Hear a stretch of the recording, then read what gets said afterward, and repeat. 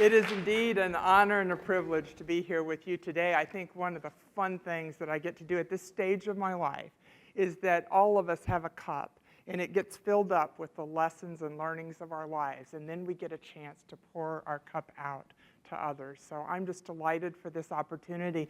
I want to talk to you about something that has come to really be the focus of my leadership teaching, which is I think all of us have been taught the wrong rules of leadership. And those wrong rules of leadership are holding back the performance of our organizations. So today, I want to put in front of you this spotlight question. Visually go with me. We're sitting in New York City in the audience of a Broadway play. The lights have dimmed, the music comes up, and the spotlight appears on the stage. We know then that the main actor is about to appear and the story will begin. So it is with your leadership. When you become a leader, the spotlight hits the stage. You step into it and the people start to wonder, who are you? What will you do? What will you say? They start to ask, who will you be as a leader? Will you step into that spotlight and grab it and look for the applause? Or is there an alternative approach? What if that spotlight appears on the stage and you're not in it? What then? The audience would be confused. They would wonder where you were.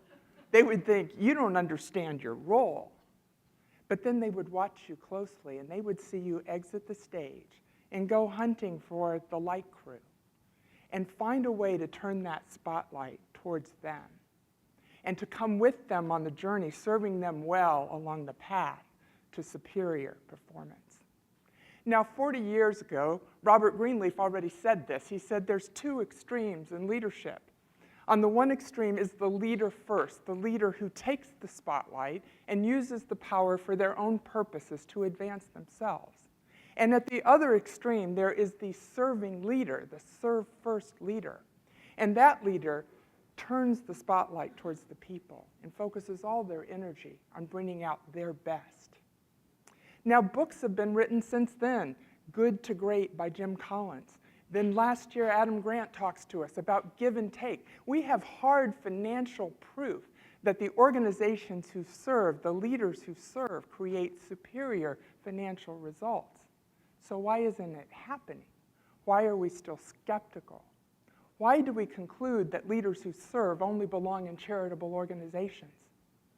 Why do we come to those words, nice guys finish last? I want to challenge you today to consider whether the conclusion of culture is dead wrong, and there is a new rule of leadership that will yield superior results. That rule I call dare to serve. It is this. It is when the leader has the courage to take the people to a daring destination, yet is humble enough to come alongside them in that journey and create the conditions for superior performance. It's in this dynamic tension between the courage and the humility of the leader that creates the conditions for the people to perform their very best. Let me tell you a case story from Popeyes. In Popeyes in 2007, Popeyes was a turnaround opportunity, to be sure. It had had declining sales for 7 years, declining customer counts, declining profitability, declining share price. The share price had gone from $34 in 2002 to a mere $13 in 2007. So we brought a team together and said, what better time for an experiment in leadership? There's absolutely nothing to lose. There were 3 tenets of the turnaround of Popeyes. The first tenet was this. We went out there boldly and declared a daring destination. We went to our annual franchise conference and we said, this is our bold ambition for Popeyes. We are going to make Popeyes the hottest concept in quick service restaurants.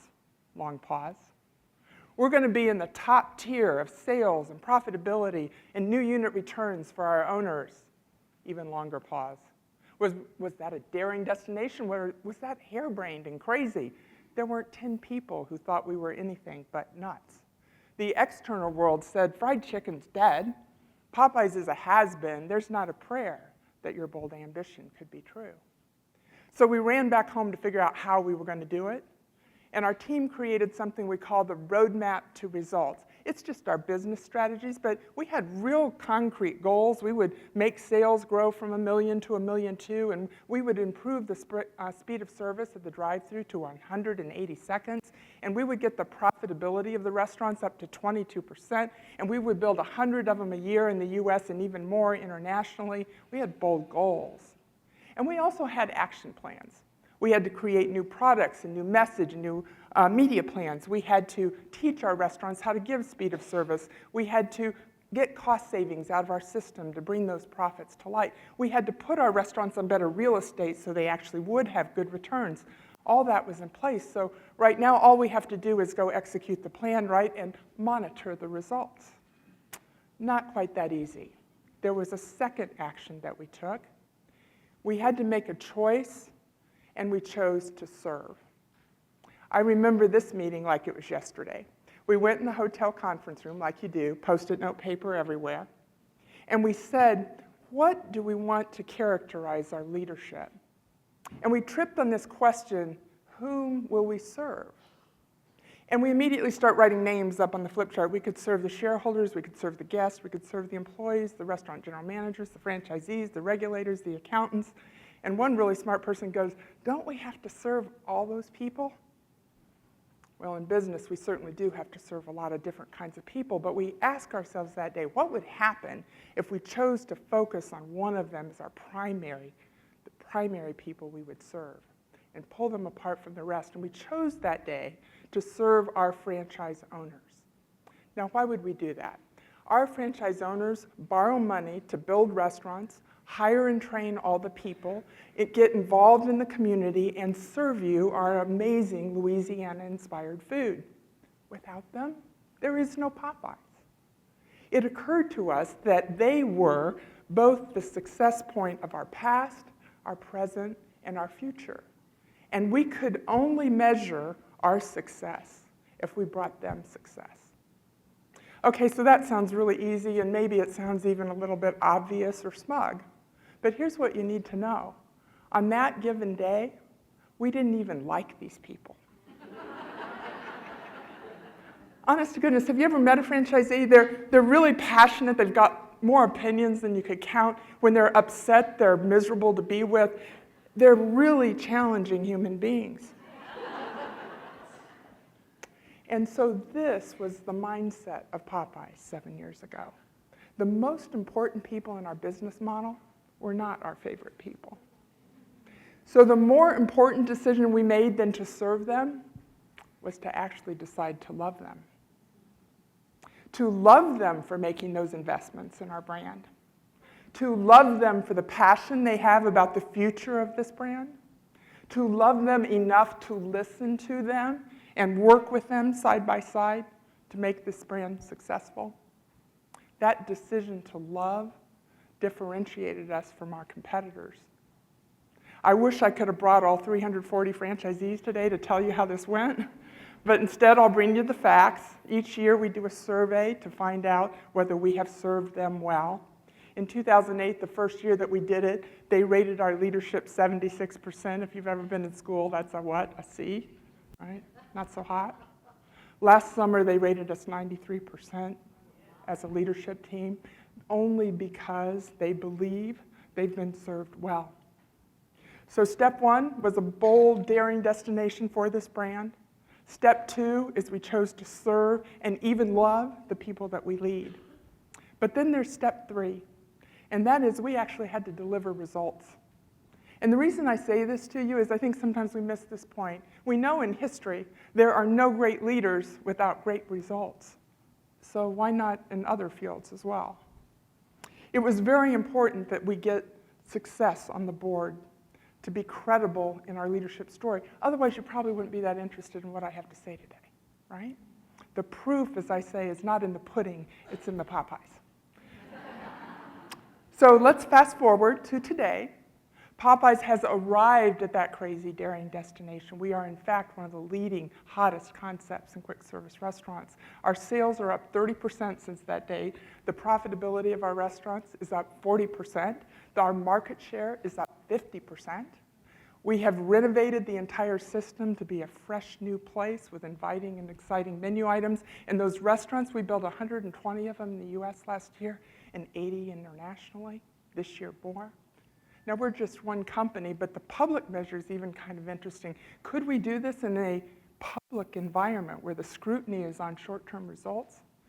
Well, our share price has moved from $13 on that day to $58 yesterday, okay? Now, we're just one company, but we wanted to bring this voice to the conversation. What is the opportunity to choose a daring destination to serve the people you lead and create the conditions for superior results? I think there's an implication to you.